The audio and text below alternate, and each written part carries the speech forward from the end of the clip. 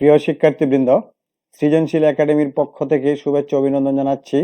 আমি মোহাম্মদ ফজলুল হক, সহকারী অধ্যাপক, বাংলা বিভাগ। আমি আজ 2022 সালের এইচএসসি পরীক্ষায় অংশগ্রহণকারী শিক্ষার্থীদের বাংলা দ্বিতীয় পত্র তৃতীয় সপ্তাহের অ্যাসাইনমেন্ট 2 নিয়ে আলোচনা করব। অ্যাসাইনমেন্ট সম্পর্কে আমাদের শিক্ষার্থীদের ধারণা এখনো স্পষ্ট না থাকায় আমি আজকে এই অ্যাসাইনমেন্ট নিয়ে আলোচনা করছি। প্রথমত, অ্যাসাইনমেন্ট কি?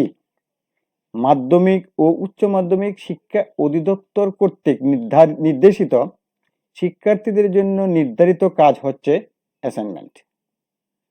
ক্লাসের বিকল্প হিসেবে এই অ্যাসাইনমেন্ট।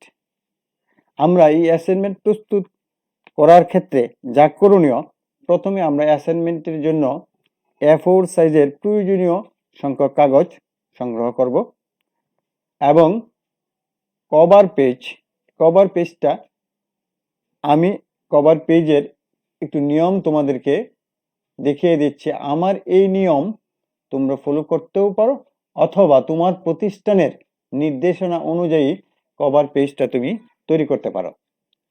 প্রতিষ্ঠানের নাম, প্রতিষ্ঠানের ইন নাম্বার এবং একজন শিক্ষার্থীর নাম, শ্রেণী, রোল, বিভাগ, বিষয়, সপ্তাহ, অ্যাসাইনমেন্ট নাম্বার, মোবাইল নাম্বার এবং বিষয়ের শিরোনাম, অ্যাসাইনমেন্ট গ্রহণের তারিখ, অ্যাসাইনমেন্ট জমা দেওয়ার তারিখ, শিক্ষার্থীর স্বাক্ষর, এগুলি একজন শিক্ষার্থী কর্তৃক পূরণ করবে। আর অ্যাসাইনমেন্ট মূল্যায়নের জন্য একজন শিক্ষক কিভাবে অ্যাসাইনমেন্ট মূল্যায়ন করবে তাও আমরা কিন্তু দেখাবো পরবর্তী ধাপে। তবে এখানে শুধু এইটুকু আমি বলে নিচ্ছি, প্রাপ্ত স্কোর অনুযায়ী, অর্থাৎ এখানে একটি শব্দ আছে রুব্রিক্স হচ্ছে উত্তরপত্র মূল্যায়নের জন্য নম্বর প্রদানের নির্দেশিকা। একজন শিক্ষক তোমার উত্তরপত্র কিভাবে মূল্যায়ন করবে সেটার নির্দেশনাই কিন্তু অ্যাসাইনমেন্ট মূল্যায়ন। এই নির্দেশনার মধ্যে তোমাদের 1 থেকে 6টি প্রশ্ন দেয়া আছে এবং এই 6টি প্রশ্ন 6টি ধাপ বলে আমরা যদি ধরে নেই, এক একটা ধাপের মধ্যে আবার 3টি অংশ আছে।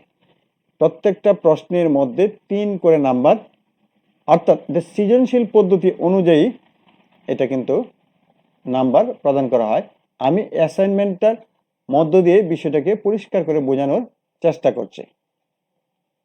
আমরা এখন, তোমরা একটু চকের দিকে যাও। অ্যাসাইনমেন্টের 2022 সালে এইচএসসি পরীক্ষায় অংশগ্রহণী শিক্ষার্থীদের জন্য অ্যাসাইনমেন্ট যে চক, আমরা অ্যাসাইনমেন্ট নাম্বার দেখি।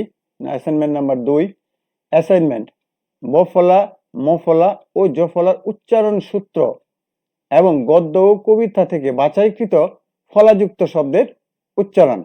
এটি হলো আজকে আমাদের অ্যাসাইনমেন্টের মূল বিষয়। দ্বিতীয়ত, শিকনফল অথবা বিষয়বস্তু। এখানে শিকনফল, এটা তোমাদের ভূমিকা খুব একটা নেই, তবে এই সম্পর্কে তোমাদের একটা ধারণা থাকলেই উত্তরপত্রে ওই বিষয়গুলো সুস্পষ্টভাবে উঠে আসবে। প্রমিত বাংলা উচ্চারণের নিয়মগুলো উল্লেখ করতে পারবো। প্রমিত উচ্চারণের যে কোনো রচনা গদ্য কবিতা থেকে পাঠ করতে পারবো। আমাদের নির্দেশনাগুলো দেখি। সংকেত, ধাপ, পরিধি। আমরা এই নির্দেশনার মধ্যে দেখি এখানে 6টি প্রশ্ন আছে। আমি সেই 6টি প্রশ্নকে 6টি ধাপ হিসেবে দেখব। 1 নাম্বার বফলার উচ্চারণ সূত্র, 2 নাম্বার পুনর্বিন্যাসকৃত পাঠ্যসূচি, গদ্য কবিতা থেকে বফলাযুক্ত শব্দ বাছাই করে উচ্চারণ। তৃতীয় ধাপে আছে মফলার উচ্চারণ সূত্র। 4র্থ ধাপে আছে পুনর্বিন্যাসকৃত পাঠ্যসূচির গদ্য কবিতা থেকে মফলা যুক্ত শব্দ বাছাই করে উচ্চারণ লেখা। 5ম জফলার উচ্চারণ সূত্র। 6ষ্ঠ ধাপে পুনর্বিন্যাসকৃত পাঠ্যসূচি গদ্য কবিতা থেকে জফলাযুক্ত শব্দ বাছাই করে উচ্চারণ লেখা। এখন আমি তোমাদের এই যে মূল্যায়ন নির্দেশনা, যেটাকে রুব্রিক্স বলা হয়, উত্তরপত্র মূল্যায়নের জন্য নম্বর প্রদানের নির্দেশনাই হচ্ছে রুব্রিক্স। এই বিষয়টি কিন্তু আমাদের শিক্ষার্থীদের জানা প্রয়োজন এবং যারা এই বিষয়টাকে ধরে নাম্বার প্রদান করবে, এই বিষয়টা পূর্ণাঙ্গভাবে একটা সৃজনশীল প্রশ্নের পদ্ধতির আলোকে আমাদের লিখতে হবে এবং সেই লেখা অনুযায়ী নাম্বার দিতে হবে। যেমন বফলা উচ্চারণের সূত্র আমরা প্রথম ধাপে দেখি। এই বফলা উচ্চারণের সূত্রের মধ্যে নাম্বার হচ্ছে 3। এখানে এই ধাপের আবার 3টি অংশ আছে। 3টি অংশের মধ্যে দেখো, 1 একটি সূত্র লিখতে পারা, 2 দুইটি সূত্র লিখতে পারা, 3 তিনটি সূত্র লিখতে পারা। অর্থাৎ একজন শিক্ষার্থী যদি বফলা উচ্চারণের 3টি সূত্রই লিখতে পারে তাহলে তাকে 3 দেওয়া হবে। আর যদি সে একটি সূত্র লিখে তাহলে 1, যদি দুটো সূত্র লেখে তাহলে 2, 3টি সূত্র লিখলে পূর্ণাঙ্গ নাম্বার অর্থাৎ 3 নাম্বার তাকে দেওয়া হবে। তার পরবর্তীতে এই বফলা উচ্চারণ সূত্র আমরা 3টি লিখলাম অথবা 2টি, একটি, যে যতটুকু আমরা পারি লিখলাম। তার পরবর্তীতে যেটা আছে বফলাযুক্ত শব্দের উচ্চারণ, আমরা এখান থেকে দেখব এই অংশেরও 3টি অংশ আছে। এই ধাপেরও প্রথম ধাপের মধ্যে আমরা দেখি 1 থেকে 4টি শব্দের উচ্চারণ যেন আমরা লিখতে পারি। দ্বিতীয় অংশে আছে 5 থেকে 8টি শব্দের উচ্চারণ। তৃতীয় অংশে আছে 9 থেকে 12টি শব্দের উচ্চারণ লিখতে পারে। অর্থাৎ এখানে আমাদের যে বিষয়টা বুঝতে সমস্যা হয় অনেকের ক্ষেত্রে 1, 2 এবং 3 নম্বর অংশ 9 থেকে 12টি, অর্থাৎ এখানে পুরো বিষয়টাকে বোঝানো হয়েছে 1, 2, 3, অর্থাৎ টোটাল এই 3টা অংশ থেকে 12টি শব্দের উচ্চারণ লিখতে হবে এবং 12টি শব্দের উচ্চারণ লিখলেই সেখানে 3 পাওয়া যাবে। অর্থাৎ 4টি শব্দের সঠিক উচ্চারণের জন্য 1, অর্থাৎ প্রথম ধাপে যদি আমরা 4টি শব্দ লিখতে পারি তাহলে সেখানে আমরা 1 পাবো। দ্বিতীয় ধাপেও যদি আমরা 4টি শব্দ লিখতে পারি তাহলে সেখানেও আমরা কিন্তু 1 পাবো। আর তৃতীয় ধাপে যদি আমরা লিখতে পারি 4টি শব্দ অর্থাৎ সেখানেও কিন্তু 1 পাবো। অর্থাৎ সম্পূর্ণটা মিলিয়ে আমরা দেখি 9 থেকে 12টি শব্দ, অর্থাৎ এইখানে এই 9 থেকে 12টি শব্দের মধ্যে লিখতে পারলে আমরা 3 নাম্বার পাবো। অর্থাৎ একজন শিক্ষার্থী এই উত্তরগুলা একেবারে ধারাবাহিকভাবে লিখবে এবং সেই যে নির্দেশনা অনুযায়ী নম্বর পত্রের সেই আলোকেই কিন্তু নাম্বার দিতে হবে। যদি 4টি প্রশ্নের উত্তর, 4টি উচ্চারণের উত্তরটা ঠিক হয় তাহলে সেখানে 1 দিবে। আর যদি এখানে দেখা যায় 9 থেকে 12টি এর মধ্যে যদি শব্দের উচ্চারণের মধ্যে ভুল হয় বা উচ্চারণগুলো আমরা সঠিকভাবে লিখতে না পারি তাহলে সেই অনুযায়ী সেই অনুপাতে কিন্তু তাকে নাম্বার দেওয়া হবে। তার পরবর্তীতে দেখি আমরা মফলার উচ্চারণ। এখানেও কিন্তু মফলা উচ্চারণের 3টি সূত্রের কথা বলা হয়েছে। 3টি সূত্রের মধ্যে যদি আমরা 3টি সূত্রই লিখতে পারি তাহলে 3, আর যদি একটি লিখতে পারি তাহলে 1 পাবো, আর যদি 2টি লিখতে পারি তাহলে আমরা 2 পাবো, আর যদি 3টি লিখি তাহলে 3ই পাবো। অর্থাৎ এখানে 1 এ 1, 2 এর মধ্যে 1, 3 এর মধ্যে 1, অর্থাৎ টোটাল আমরা দেখি এই মফলা উচ্চারণের মধ্যে আমরা 3 নাম্বার পাবো। তার পরবর্তীতে মফলাযুক্ত শব্দের উচ্চারণ। প্রথমত আমরা 3টা সূত্র লিখেছি, এখন মফলাযুক্ত যে শব্দগুলো আছে এই শব্দের উচ্চারণ আমরা দেখব। 3টা অংশ এখানে আছে মফলাযুক্ত শব্দের উচ্চারণের মধ্যে। প্রথম অংশে আমরা দেখব 1 থেকে 4টি শব্দের উচ্চারণ। ঠিক আগের বফলাযুক্ত উচ্চারণের যে ধারাবাহিকতা ছিল উত্তর দেওয়া ঠিক এই ক্ষেত্রেও তাই প্রযোজ্য। অর্থাৎ আমরা এখানে দেখব 1 নম্বর অংশে 4টি শব্দ সঠিক উচ্চারণ, 2 নম্বর অংশে 4টি শব্দ সঠিক উচ্চারণ, 3 নম্বর অংশে 4টি শব্দের উচ্চারণ। অর্থাৎ আমরা টোটাল দেখব 12টি শব্দের উচ্চারণ। আর এবং এই 12টি শব্দ যদি আমরা লিখতে পারি সঠিকভাবে তাহলে সেখানেও 3 পাওয়া যাবে। তার পরবর্তীতে আমরা দেখব বফলা উচ্চারণের সূত্র। ঠিক এখানেও 3টি সূত্র দেওয়া আছে। 3টি সূত্র যদি আমরা 1 ধাপে 4টি, আরেক ধাপে 4টি, আরেক ধাপে 4টি, অর্থাৎ আমরা এখানে দেখা যায় আমরা 3 4 12টি যদি আমরা লিখতে পারি সেখানেও কিন্তু আমরা 3 পাবো। তার পরবর্তীতে দেখব জফলাযুক্ত শব্দের উচ্চারণ। 9 থেকে 12টি শব্দ এখানে কিন্তু দিতে হবে। আমরা এখানে বফলাযুক্ত শব্দের 3টা অংশের মধ্যে আমরা দেখব প্রথম অংশের মধ্যে 4টি উচ্চারণ লিখতে পারা, দ্বিতীয় অংশের মধ্যে আবার 4টি উচ্চারণ লিখতে পারা, তৃতীয় অংশের মধ্যে 4টি, অর্থাৎ টোটাল আমার প্রশ্নের উত্তরপত্রের মধ্যে 12টি শব্দ যদি আমি সঠিকভাবে লিখতে পারি তাহলে সেখানে 3 পাওয়া যাবে। অর্থাৎ আমরা এইখানে এই যে মূল্যায়ন নির্দেশনা রুব্রিক্সের মধ্যে একজন শিক্ষার্থী একজন শিক্ষক কিভাবে তার নম্বর প্রদান করবে, ইচ্ছা মতো নাম্বার প্রদান করা যাবে না, ধাপে ধাপে সৃজনশীল প্রশ্নের পদ্ধতির আকারেই কিন্তু সেখানে নাম্বারগুলো দিতে হবে। আমরা এখানে আরেকটা বিষয় দেখতে পাচ্ছি, বাংলা প্রথম পত্রে কিন্তু 20 নাম্বার ছিল, এখানে কিন্তু 20 নাম্বার নয়, এখানে আছে 15 থেকে 18 অতি উত্তম, এবং 11 থেকে 14 এখানে হচ্ছে উত্তম, এবং 7 থেকে 10 সেটা হচ্ছে ভালো, এবং 0 থেকে 6 অগ্রগতি প্রয়োজন। এইভাবে কিন্তু নাম্বারগুলো একজন শিক্ষক প্রদান করবেন, এবং তোমরা ঠিক সেই আলোকে সৃজনশীল পদ্ধতি অনুযায়ী সাজিয়ে লিখবে, তাহলেই কিন্তু তোমরা পূর্ণাঙ্গ নম্বরটা পাবে। এখানে কিন্তু 18 নম্বরের মধ্যে 18 পাওয়ার মতোই উপযোগী হিসেবে এই অ্যাসাইনমেন্টটা তৈরি করা হয়েছে। অ্যাসাইনমেন্টের এই বিষয়টা আমরা মাথায় যদি রাখি এবং সেইভাবে যদি উত্তরপত্র প্রদান করি, তাহলে কিন্তু পূর্ণাঙ্গ নম্বর আমরা পাব। এখন আমরা উত্তরপত্রে কিভাবে সেগুলিকে সাজিয়ে লিখব তারই ধারাবাহিকতা সম্পর্কে আমি একটু নির্দেশনা দেব। আমি এখানে উত্তরপত্রটা লিখে দেই নাই। একজন শিক্ষক হিসাবে সেই উত্তরপত্র একেবারে হুবহু লিখে দেয়া এটা কিন্তু তেমন সমীচীন বলে আমি মনে করি না। তাই উত্তরপত্র কিভাবে লিখতে হবে এবং উত্তরপত্রের সেই সূত্রগুলো সম্পর্কে আমি তোমাদেরকে একটু ধারণা দেব, এবং সেই ধারণা অনুযায়ী তোমরা কিন্তু লিখবে। যেমন এখানে দেওয়া হচ্ছে বফলা উচ্চারণের সূত্র। বফলা উচ্চারণের আমরা দেখেছি 3টি সূত্র। তাহলে প্রথমত আমরা দেখব একটি সূত্রের মধ্যে লিখব, শব্দের প্রথম বর্ণের মধ্যে যদি বফলা থাকে তাহলে সেই বফলার উচ্চারণ হয় না। অর্থাৎ আমরা যে শব্দটা লিখব এবং যে শব্দটা উচ্চারণ করব সেই শব্দের মধ্যে বফলা হবে না। যেমন আমি যদি বফলা উচ্চারণের একটা শব্দের মধ্যে লিখি স্বাধীন শব্দ, দন্তাস্বয় বফলা, আকার দয় দীর্ঘ ইকার দন্তান্ন, কিন্তু যখন আমরা উচ্চারণ লিখব তখন সেই বফলাটা আর হবে না, সেখানে হবে তালিবের সহায়কার ধয় রস্যিকা দন্তান্ন। এমনি ভাবে আমরা যদি 2 নম্বর সূত্রটা লিখি, 2 নম্বর সূত্রের মধ্যে যে বৈশিষ্ট্যটা দেওয়া আছে, অর্থাৎ শব্দের প্রথম বর্ণে যদি বফলা থাকে, আমরা দেখেছি সেই বফলার উচ্চারণ হয় না, কিন্তু শব্দের প্রথম বর্ণের পরবর্তী যে কোনো বর্ণে যদি বফলা থাকে তাহলে সেই বফলাযুক্ত বর্ণ দ্বিত্ব হয়, অর্থাৎ এই বর্ণটা 2 বার উচ্চারিত হয়।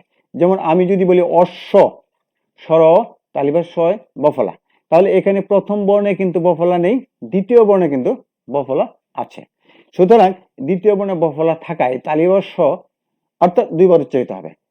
স্বরেও তালিবার স তালিবার শয় ওকার, এখানে তালিবার শটা কিন্তু হসন্ত হবে, কারণ এখানে অটা উচ্চারিত হয় নাই। এমনিভাবে আমরা এখন যদি দেখি তৃতীয় আরেকটি সূত্র, কারণ 3টা সূত্রগুলো আছে প্রায় 6 থেকে 7 8টি, কিন্তু তোমাদের যেহেতু এখানে প্রত্যেকটি বফলা উচ্চারণের সূত্রের মধ্যে 3 দেওয়া আছে, তাহলে আমরা 3টি সূত্র যদি লিখি তাহলে আমাদের এই 3টা লাইনের মধ্যে 3 কিন্তু পাওয়া যাবে। এখন আমরা 3 নম্বর সূত্রে দেখি। 3 নম্বর সূত্রে উপসর্গযুক্ত উত যদি থাকে তাহলে সেই শব্দের মধ্যে যদি বফলা যুক্ত থাকে তাহলে বফলার উচ্চারণ বজায় থাকে। আমরা পূর্বে বলেছি প্রথম বর্ণে বফলা থাকলে উচ্চারণ হবে না, দ্বিতীয় সূত্রে লিখেছি যে বফলা থাকলে ওই বর্ণটা 2 বার উচ্চারিত হবে। এখন তৃতীয় সূত্রটা বলতেছি যে উপসর্গযুক্ত অর্থাৎ উপসর্গযুক্ত যে শব্দটা থাকবে সেই শব্দের মধ্যে যদি কোনো বর্ণে বফলা থাকে তাহলে বফলার উচ্চারণটা হয়।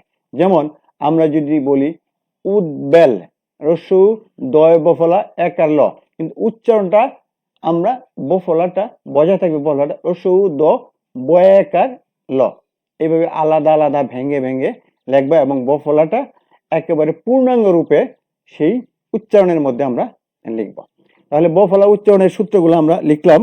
এখন বফলা উচ্চারণে মাধ্যমিক এবং উচ্চ মাধ্যমিক আমরা পাঠ্যসূচির পুনর্বিন্যাসকৃত পাঠ্যসূচির যে গদ্য এবং কবিতাগুলো আমাদের পাঠ্য আছে, সেই কবিতা এবং গদ্য থেকে আমরা কতগুলি শব্দ বফলাযুক্ত শব্দ বাছাই করে লিখব। সেই বফলাযুক্ত শব্দগুলা বাছাই করে লেখার ক্ষেত্রে দেখো আমাদের এই অ্যাসাইনমেন্টের 2 নম্বর ধাপের মধ্যে ছিল যে 3 থেকে 4টি প্রথম অংশে, দ্বিতীয় অংশে 4টি, আবার তৃতীয় অংশে 4টি, অর্থাৎ টোটাল 12টি শব্দ। তাহলে আমরা এই বফলা উচ্চারণের কবিতা এবং গদ্য থেকে 12টি উচ্চারণ বাছাই করে তারপরে কিন্তু সেখানে প্রত্যেকটা অংশে 4টি করে লিখব। যেমন আমরা এখানে একটি উদাহরণ দিচ্ছি। পুনর্বিন্যাসকৃত পাঠ্যসূচির গদ্য ও কবিতা থেকে বফলাযুক্ত শব্দের উচ্চারণের মধ্যে আমরা এখানে দেখব কবিতা থেকে আমরা যে শব্দগুলো আমরা পেয়েছি। যেমন বফলাযুক্ত প্রথম ধাপের মধ্যে দেখো সাপদ, এখানে তালিবা শয় বফলা পদ, কিন্তু এখানে আমরা উচ্চারণ যখন লিখব সঠিক তখন বফলাটা থাকবে না, সাপদ হবে। যদি আমরা লিখি জ্বালা, বর্গীর জয়ের সাথে বফলা আছে, আকার লয়াকার, কিন্তু যখন উচ্চারণ লিখব তখন বর্গীর জয়াকার লয়াকার হবে। এখানে লক্ষ্য করো শব্দের প্রথমে কিন্তু বফলা আছে, তার পরবর্তীতে স্বস্তি দন্তা শয়ের সাথে বফলা আছে, সুতরাং এই বফলার উচ্চারণটা কিন্তু বফলাটা কিন্তু আর উচ্চারণের মধ্যে হবে না, তালিবা সয়কার দন্তা স তয়রসিকার হবে। তাহলে আমরা প্রথম বর্ণে যে বফলা থাকে সেটার আমরা 3টা উদাহরণ দিলাম। এইরকম ভাবে তোমরা দ্বিতীয় সূত্রের মধ্যে বলা হয়েছে যে দ্বিতীয় বর্ণে যদি বফলা থাকে তেমনি ভাবে তোমরা লিখতে পারো অশ্ব, বিশ্ব, সম্বন্ধ, অদ্বিতীয়, দাসত্ব, এইরকম আরো 4-5টি শব্দ তোমরা তোমার বই থেকে বাছাই করে, অর্থাৎ দ্বিতীয় বর্ণে বা তৃতীয় বর্ণে বফলাযুক্ত শব্দের ঠিক 4টি শব্দ তুমি এখানে লিখবে, প্রত্যেকটি অংশে 4টি শব্দ লিখবে। তার পরবর্তীতে দেখো আমরা যুক্ত এই উপসর্গ যুক্ত উৎ এর সাথে বফলার উচ্চারণ বজায় থাকে এইরকম গদ্য এবং কবিতা থেকে আরো 4টি শব্দ তুমি লিখবে। যেমন আমি যদি এখানে দেখাই যুক্ত বর্ণ থেকে উপসর্গ উদ্বেল, এই শব্দটার মধ্যে বফলা যুক্ত আসে। আমরা যদি লিখি উচ্চাস, এখানে কিন্তু বফলা আছে। এখানে আমরা যদি বলি উজ্জ্বল, সেখানে কিন্তু বফলা আছে। তাই আমরা এইভাবে প্রত্যেকটা প্রথম ধাপের কবিতা এবং গদ্যের যে 3টি সূত্র আমরা লিখেছি, 3টি সূত্রের আলোকে প্রত্যেকটা সূত্র থেকে 4টি করে শব্দ, এবং সেই শব্দগুলা হবে বাছাইকৃত গদ্য কবিতা থেকে। আমরা এইভাবে ধারাবাহিক যদি আমরা লিখতে পারি তাহলে আমাদের পূর্ণাঙ্গ নাম্বার কিন্তু দেওয়া যাবে এবং প্রত্যেক এক্সামিনার সেইভাবে কিন্তু নাম্বারটা দিবে। এর পরবর্তীতে দেখো মফলা উচ্চারণের 3টা সূত্র। আমরা বফলার 3টা সূত্র দেখেছি, এখন দেখব মফলা উচ্চারণের সূত্র। মফলা উচ্চারণের সূত্র কি ঠিক 3টি সূত্র লিখতে হবে, যদিও আমরা দেখেছি অনেকগুলি সূত্র আছে, তবে মফলা উচ্চারণের আমরা 3টি সূত্র এখানে কিন্তু আলোচনা করব। শব্দের প্রথমে মফলার উচ্চারণ হয় না। আমরা দেখো একটু চিন্তা করলে বফলার ক্ষেত্রে বলেছি শব্দের প্রথমে বফলার উচ্চারণ হয় না, এখন আমরা মফলার ক্ষেত্রে বলতেছি শব্দের প্রথমে যদি মফলা থাকলে তাহলে উচ্চারণ হয় না। যেমন একটি শব্দ আমি বলি শ্মশান, তাহলে বা শয় মফলা, তাহলে বা শয় আকার দন্তান্ন, কিন্তু উচ্চারণটা যখন লিখবো তখন তালিবা শয়ের সাথে মফলা হবে না। এখানে আরেকটি বিষয় লক্ষণীয়, যখন কোনো বর্ণে মফলা থাকে লিখার ক্ষেত্রে এবং যখন উচ্চারণ করি তখন এই মফলাটা সেই উচ্চারণের ক্ষেত্রে চন্দ্রবিন্দু হয়ে যায়, মফলাটা বিলুপ্ত হয়ে উচ্চারণের সময় সেখানে চন্দ্রবিন্দু হয়, অর্থাৎ নাসিক্য রূপ লাভ করে। এখন আমরা 1 নম্বর সূত্র লিখেছি। 2 নম্বর সূত্র যদি মফলা আমরা দেখি শব্দের প্রথম বর্ণের পরবর্তী যে কোনো বর্ণে থাকে তাহলে সেইখানে এই মফলা যুক্ত বর্ণটি 2বার উচ্চারিত হয়, অর্থাৎ দ্বিতীয় উচ্চারিত হয়। যেমন আমরা যদি এখানে বলি ভস্য মানে ছাই, ভ এখানে কিন্তু দন্তাশয় মফলা আছে, সুতরাং এখানে মফলাটা কিন্তু উঠে যাবে। আমরা লিখব ভ তালিবাস শয় ওকার, এবং এই মফলা উঠে যাওয়ার কারণেই কিন্তু একটা চন্দ্রবিন্দু হবে, সেটা হবে বর্ষ। আমরা এমনি ভাবে দেখি আত্মা যদি লিখি তাহলে ঠিক আত্মার মধ্যেও দেখা যাবে যে তয়ের সাথে একটা মফলা আছে, সেই মফলাটা উঠে যাবে। আমরা উচ্চারণে তখন লিখব আত্মা সরায়া তো তয়াকার, এবং এই তয়ের উপর চন্দ্রবিন্দুটা হবে। এইভাবে আমরা প্রথম অংশে 4টি শব্দ লিখব, দ্বিতীয় অংশে 4টি শব্দ আমরা দ্বিতীয় অংশের দ্বিতীয় সূত্রটা বললাম। এখন তৃতীয় সূত্রটা বলবো। যুক্ত ব্যঞ্জনে ব ফলার উচ্চারণ হবে না। আমরা 2টা নিয়ম দেখেছি ব ফলার মতো। এখন আমরা এখানে ম ফলার 3 নম্বর নিয়মটার মধ্যে দেখতে পাচ্ছি যুক্ত ব্যঞ্জনে ব ফলার উচ্চারণ হবে না। অর্থাৎ 2টা বর্ণ যুক্ত আছে, তার সাথে যদি আরেকটি ব ফলা থাকে, যেমন আমরা যদি আর একটা উদাহরণ দেখি, যেমন শব্দটা যদি বলি সান্ত্বনা, এটা কিন্তু বফলার ক্ষেত্রে আমরা এখন আলোচনা করছি, মফলার ক্ষেত্রে আমরা যুক্ত ব্যঞ্জনে মফলার উচ্চারণ হয় না। যেমন লক্ষ্মী, যক্ষা, সূক্ষ্ম। এখানে লক্ষ্মী শব্দটার মধ্যে ক এবং মূর্ধন্য যুক্ত আছে, তার সাথে মফলা যুক্ত হয়েছে। সুতরাং যখন আমরা সেই উচ্চারণটা লিখব তখন সেটা হয়ে যাবে লক্ষ্মী, লয় ওকার, ক এবং ক্ষয় রস্যিকার। এমনি ভাবে যদি যক্ষা শব্দটা লিখি, অন্তস্থ জয়ের জায়গায় উচ্চারণের নিয়ম অনুযায়ী উচ্চারণের সময় বর্গীয় জ হবে, বর্গীয় জয় ওকার, ক এবং ক্ষয় আকার। এখানেও কিন্তু মফলা উঠে যাওয়ায় সেখানে ক্ষয়ের উপর চন্দ্রবিন্দু হয়েছে। এমনি ভাবে আমরা যুক্ত ব্যঞ্জনে আমরা মফলার 3টি সূত্র আলোচনা করলাম। আমরা 3টি সূত্রের মধ্যে এখানে কিন্তু প্রথম অংশে, দ্বিতীয় অংশে, তৃতীয় অংশে যদি আমরা 3টে সূত্রই লিখি তাহলে 3 নাম্বার পাবো। যদি একটা সূত্র লিখি তাহলে একটা, 2টা লিখতে পারলে 2টা, 3টা লিখতে পারলে 3টা। এখন আমরা আসি, এই যে মফলা যুক্ত ব্যঞ্জনের আলোচনা করলাম, সূত্রগুলো আলোচনা করলাম। এখন আমরা আলোচনা করব এই মফলার যে আমাদের পাঠ্যসূচি থেকে গদ্য এবং কবিতা থেকে বাছাইকৃত মফলা যুক্ত কিছু শব্দ উচ্চারণ। যে শব্দের মধ্যে আমরা প্রথম ঠিক সেই 1, 2, 3 অংশ অনুযায়ী লিখবো। যেমন প্রথমে আমরা লিখেছিলাম মফলা উচ্চারণ হয় না শব্দের প্রথমে যদি থাকে, যেমন স্মরণ শব্দটার মধ্যে মফলা আছে, আমরা যখন উচ্চারণ লিখব তখন সেটা হবে তালিবা শয় চন্দ্রবিন্দু অন্তস্তরয়কার দন্তানা, এখানে কিন্তু মফলা নেই। তেমনি ভাবে যদি লিখি স্মৃতি, তাই এখানেও কিন্তু ময়ের উচ্চারণ নেই, সুতরাং সেখানে কিন্তু চন্দ্রবিন্দু হবে। তেমনি ভাবে আমরা লিখতে পারি, দেখো দ্বিতীয় অংশের মধ্যে সম্মুখ, তারপরে আজন্ম, জন্ম। আমরা তৃতীয় ধাপে লিখতে পারি লক্ষ্মী, যক্ষা, সূক্ষ্ম। এইভাবে আমরা আমাদের পাঠ্যসূচি থেকে আরো গদ্য এবং কবিতা থেকে বাছাইকৃত এই শব্দগুলো উচ্চারণটা আমরা এখানে কিন্তু তুলে ধরছি। অর্থাৎ প্রত্যেকটা অংশে যদি আমরা 4টি করে শব্দ লিখতে পারি তাহলে আমাদের এখানেও কিন্তু পূর্ণ নাম্বার দিবে, অর্থাৎ 3-এ আমরা 3-ই পাবো। এখন আমরা আসি জফলার ক্ষেত্রে। জফলার ক্ষেত্রে তোমরা ঠিক সেইভাবে উত্তরগুলো সাজাবে। জফলার ক্ষেত্রে দেওয়া আছে আমরা 3টা সূত্র জফলা যে ধাপটা আছে আমরা দেখব, সেই ধাপে 3টি সূত্র আছে। 3টি সূত্র যদি আমরা লিখি তাহলে 3 নাম্বার আমরা পাবো। 3টি সূত্রের মধ্যে প্রথম সূত্র, শব্দের প্রথমে জফলা থাকলে জফলা আকার হয়।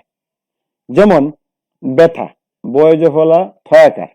এটা যখন আমি উচ্চারণে লিখব তখন বয় জফলা আকার থয়াকার, অর্থাৎ এই জফলাটা জফলা আকারে রূপান্তরিত হয়। 1 নাম্বার সূত্র লিখলাম। আমরা 2 নাম্বার সূত্র যদি লিখি তাহলে দেখব জফলা যুক্ত বর্ণে প্রথম বর্ণের মধ্যে জফলা যুক্ত আছে, কিন্তু এর পরবর্তী বর্ণে যদি ইকার থাকে তাহলে সেখানে কিন্তু উচ্চারণের ক্ষেত্রে এই ইকারটা একারে রূপান্তরিত হয়। যেমন আমরা যদি বলি শব্দটার মধ্যে দেখো ব্যক্তি, বয় জফলা কয়তয়ের শিকার, এখানে জফলা প্রথম বর্ণের সাথে আছে, কয়তয়ের সাথে আছে ইকার। সুতরাং এখানে যখন আমরা উচ্চারণ লিখবো তখন কিন্তু বয়ের সাথে একার হবে, বয় একার, ক এবং তয় রস্যিকার। তেমনি আরেকটা শব্দ যদি আমরা বলি ব্যতীত, বয় জফলা তয় দীর্ঘ ইকার ত।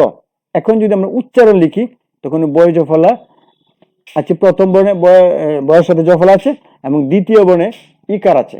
সুতরাং সেটা কিন্তু লিখবো আমরা বয় একার, তয় রস্যিকার, তয় ওকার। সুতরাং আমরা কিন্তু এখানে 2 নাম্বার সূত্র লিখতে পারলাম। এখন তৃতীয় সূত্র দেখব। তৃতীয় সূত্রের মধ্যে শব্দের শেষে জফলা থাকলে দিতে হয়। আমরা তৃতীয় সূত্রের মধ্যে শব্দের শেষে জফলা থাকলে দিতে হয় একটি উদাহরণ যদি আমরা বলি, অদ্য স্বর দয় জফলা। আমরা এখানে জানি জফলা থাকলে উচ্চারণ দিতে হয়, যে বর্ণের সাথে জফলা থাকবে সেই বর্ণটা দুইবার হবে। যেমন অদ্য, এখানে দ, অদ্যর মধ্যে ও, দ এবং দয় ওকার। তেমনি যদি বলি গদ্য, গ দয় জফলা, সুতরাং দয়ের সাথে জফলা থাকা এখানে দ কিন্তু দুইবার উচ্চারিত হবে। এখানে আমরা দেখব গয় ওকার, দ এবং দয় ওকার, গদ্য। এবং দয়ের সাথে একটা হসন্ত আছে, সেখানে কিন্তু স্বরের উচ্চারণ যদি না হয় যে বর্ণে, সেখানে কিন্তু হসন্ত দিতে হয়। আমরা এখন এই যে 1 থেকে 3টা সূত্র লিখলাম, 3টা সূত্রের জন্য 3 নাম্বার। এখন আমরা এই সূত্রের 1 নম্বর সূত্রের যে অংশ বলেছি যে প্রথম শব্দের মধ্যে যদি জফলা থাকে এবং পরবর্তী শব্দে জফলা আকার হয়, এইরকম ভাবে আমরা এই যে পুনর্বিন্যাসকৃত পাঠ্যসূচির গদ্য এবং কবিতা থেকে কতগুলো শব্দ বাছাই করে এইরকম 3টি অথবা 4টি শব্দ আমরা কিন্তু লিখব। যেমন আমরা প্রথম পুনর্বিন্যাসকৃত পাঠ্যসূচির মধ্যে আমরা যে শব্দগুলা লিখব, এই প্রথম অংশে অর্থাৎ এই যে ষষ্ঠ ধাপের 1 নাম্বার 1 থেকে 4টি শব্দ, এখানে 1 থেকে 4টি শব্দ আমরা লিখব। শব্দের মধ্যে এই জফলা, যেমন লক্ষ্য করো, প্রথম আমরা বলেছি জফলা থাকলে একার হবে, এই ধরনের 4টি শব্দ আমি দেখতে পাচ্ছি এবং বলে দিচ্ছি। মনে করো ব্যক্ত শব্দটা লিখলাম, বয় জফলা কয় তয়, এখানে লিখতে হবে বয় জফলা আকার ক এবং তয় ওকার।